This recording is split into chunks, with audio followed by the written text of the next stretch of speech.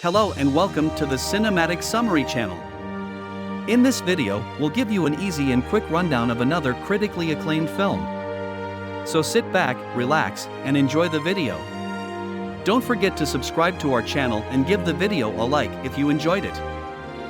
The film begins with Eloise Turner, a young woman who dreams of becoming a fashion designer and lives with her grandmother in the countryside after the death of her mother. This is Peggy, Ellie's grandmother, who gives her a letter of approval to study at a fashion school in London. Ellie is a girl with mediumship abilities, who can sense and see things. Peggy is concerned that her sensitive granddaughter may become overwhelmed in London and warns her that there are evil men where she's going.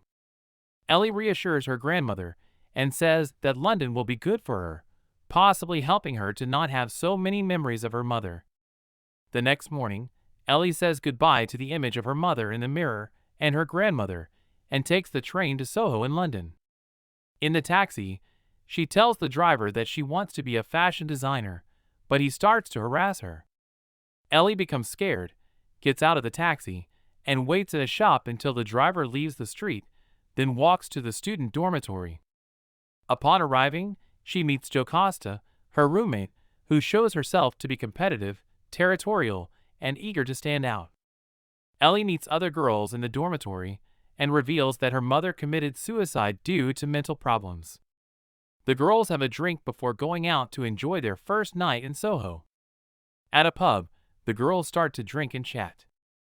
A vulgar guy approaches Jocasta, who offers him Ellie, but she doesn't like it and goes downstairs to the bathroom. In the bathroom, Jocasta tells her friends that Ellie is boring, strange, and will probably kill herself by Christmas, unaware that she's inside. After leaving the bar, Ellie isolates herself from the group and sees an elderly man smiling at her. Later, she decides to return to her room to listen to music. After a while, she comes across a party in the dormitory, and a student mocks her, saying that she listens to old music. This is John, who apologizes for taking Ellie's soda from the fridge, but she doesn't mind and prefers to be alone, sleeping on the couch. On the first day of class, Ellie is late for roll call, and John offers her a seat.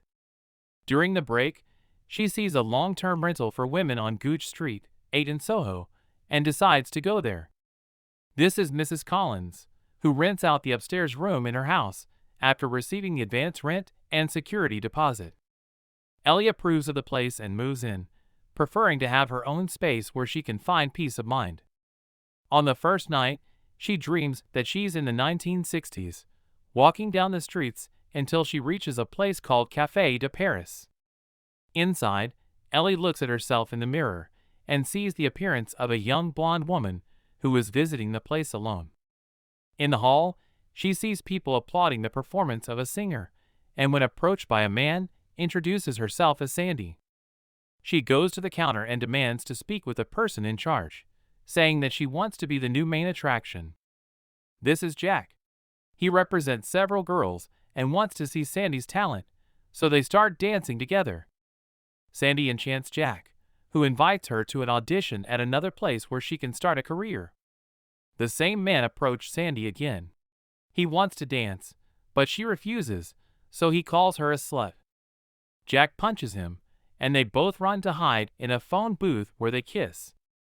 Later, they run out of the place, and Jack takes Sandie to her house, which is located at 8 Gooch Street. There, they agree to meet again the next night and say goodbye. In the 1960s, Sandie was a girl dreaming of stardom, and lived in the same room currently occupied by Ellie. The next day, the dress worn by Sandie inspires Ellie to make her design project at school, and Jocasta notices a hickey on her neck.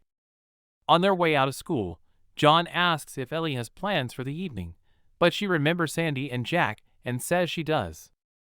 Ellie goes to bed anxiously and wakes up in the 1960s again. Jack picks up Sandie, as agreed, and takes her to a place called Rialto for an audition with the owner. Sandie sang downtown, and the owner approved her performance. When they think of an artistical name, Jack asks her what the abbreviation of the name Sandie is, and she says it is Alexandra. Jack says that Sandie suits her better, and says he will buy her a new dress and start representing her. The next day, Ellie decides to change her look inspired by Sandie, and has her design praised by the teacher in front of everyone. Later, she goes to a store to buy clothes and sees that the Rialto nightclub from the 1960s is currently a Thai massage parlor. She bought clothes above her budget and had to apply for a job at a pub. There, she sees the same old man who stared at her smiling the other night. He tries to figure out who she is because he finds her familiar. Ellie avoids him, saying he is mistaken, and as she leaves, she almost gets hit by a car. Later, she returns to the boarding house, lies down listening to the song Downtown, and returns to the Rialto from the 1960s. She is in the audience, sitting and watching the marionette performance, where Sandie is only one of the supporting puppets. It disappointed Ellie, and she enters Sandie's dressing room, which shows herself irritated. Jack takes Sandie to sit at a table with important clients in the house, and leaves her available to go out with one of them. She leaves the table upset, and Jack says that, like all other girls, she will have to please those men to have a music career. Sandie says she doesn't want that and leaves. Ellie accompanies her through the exit, passing through a corridor showing all the underworld surrounding Sandie. In the room, Ellie sees Sandie lying down after having sex with the client introduced by Jack. Ellie wakes up anxious and starts to dispose of her design at school until her teacher encourages her to keep working. At the pub, John appears to check on Ellie and offers to be a friend and a good listener. Outside the pub, the elderly man asks Ellie if she is okay and reveals that his job was always to take care of the pretty girls there. He hands her the design of the dress she left on the counter and tells her to take care. One of the pub employees mentions that he's known as Handyman and was a real ladies' man before, and thinks he has a chance with Ellie. Ellie goes home to sleep and returns to the 1960s in her dreams. She learns more about Jack's business, which involves introducing Sandie to several men at the Rialto nightclub. Sandie is tired, unhappy, and turning to alcohol and drugs while using different names like Alex, Lexi, or Anna for her clients. Only one man presents himself charmingly and politely, trying to motivate her to leave that life. Sandie thinks he's a police officer and, feeling demoralized, tells him she's not good enough. The man tells her to look in the mirror, where Ellie is trying to get Sandie's attention and rescue her from that situation. Ellie wakes up, and with her, her gift of mediumship, which allows her to see the ghosts of the clients Sandie received in her room. She is scared and goes to school where she meets John, who invites her to a Halloween party. At the party, Jocasta sees them together and gives them some drinks. Ellie manages to let go and dance with John until the ghostly visions return.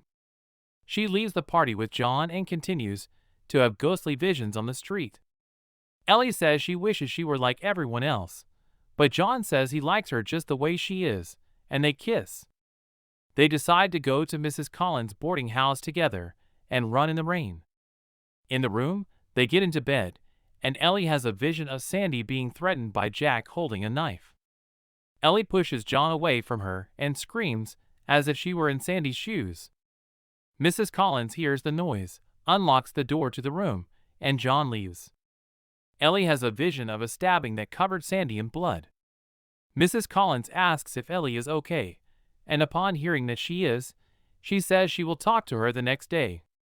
The next day, Ellie apologizes to Mrs. Collins and asks if a girl named Sandie died in the room she's in. Mrs. Collins says that people die all the time in all the rooms in London, and that house is old, and many have lived there. Ellie can no longer go to the room and has hallucinations of Sandie and all her ghosts during class.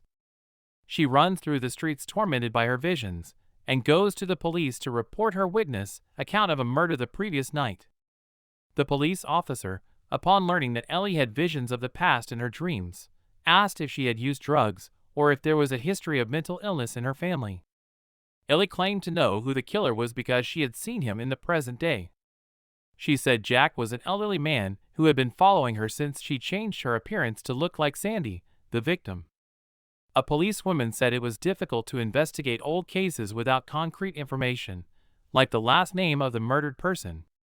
So, she went to the library to search for old news about murdered and missing women in Soho during the 1960s. John appeared at the library with other students to study and asked what had happened to her on the night of the party. Ellie explained about the visions of the murder in her room, and John decided to help with the research.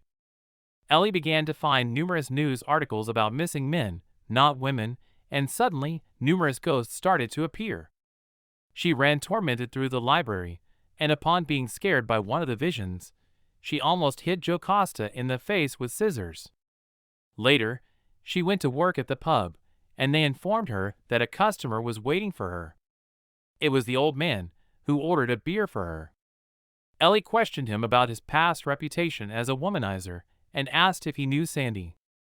The old man says that some talents never die, that he knew all the women in the area and he liked to think that he looked out for them and kept them in line. He said Sandie was different and too good for that, but after people die, they all become the same. Ellie claimed to know what he did to Sandie, but the old man said he returned to look for her, but didn't find her, and if someone made her disappear, it was Alex. The elderly man became upset with the accusations, left the pub, and a car hit him. The owner of the bar sees the accident and asks them to call an ambulance, saying that it was a police officer to speed up the assistance. Ellie learned that the elderly man's name was Lindsay, a detective from Old Soho who was trying to get Sandie out of prostitution. Later, Ellie met John on the street and said she wanted to go home, so he offered her a ride, and the two went to Mrs. Collins' boarding house. Ellie was afraid to get her things from her room and asked John to knock on the door if she took more than 15 minutes. She went to say goodbye to Mrs. Collins, who prepared tea for them, and told Ellie that letters had arrived for her. Mrs. Collins mentioned that a friendly policewoman had visited the boarding house to check the upstairs room and asked about a death that had occurred there. She recounted that there had indeed been a death in that room, her old self in a time when she dreamed of becoming a singer. She said that being a prostitute at that time was like pretending to be someone else, but she tried to get rid of the memories of those men she slept with. Mrs. Collins, who now uses her original name of Alexandra Collins, confesses to killing Jack because he deceived her and stole dreams from her. She also reveals that she killed all the men who came to her room, and they are still missing to this day. Ellie begins to feel ill from the poison tea served by Mrs. Collins. John rings the doorbell, and as Ellie tries to get up, Mrs. Collins slaps her, causing her to fall and drop a cigarette on the records. Mrs. Collins allows John to enter, and when Ellie tries to get him to flee, he is suddenly stabbed. Ellie tries to escape from Mrs. Collins on the stairs, but manages to make it to the second floor and enters the room. A fire starts in the house, and Ellie is surrounded by numerous ghosts trying to grab her, but she sees one of them asking for help. She realizes they are the ghosts of the men murdered by Sandie, asking her to kill Mrs. Collins. Mrs. Collins enters the room and sees the ghosts. She feels the weight of her past actions and the monstrousness of what she has done by killing them, and attempts to commit suicide. Ellie prevents suicide and embraces her, as if she were the suffering Sandie. The fire begins to reach the second floor. Sandie pushes Ellie out of the room and tells her to save the boy, wishing to stay in the burning house. The firefighters manage to break into the house and rescue John and Ellie. Time passes, and Ellie presents her fashion designs at a fashion show in front of her grandmother Peggy and John, who are in the audience. Ellie is applauded by the public and congratulated by her teacher and other girls, except for Jocasta. She also sees her mother in the mirror, smiling at her, and is then greeted by Peggy and John. The film ends with Ellie seeing the reflection of Sandie in the mirror waving at her. So, did you like the video? We'd love to hear your thoughts and opinions on the movie, so please leave a comment below. Also watch other of our summaries of the best movies in cinema. Thanks for watching, and we'll see you in our next video.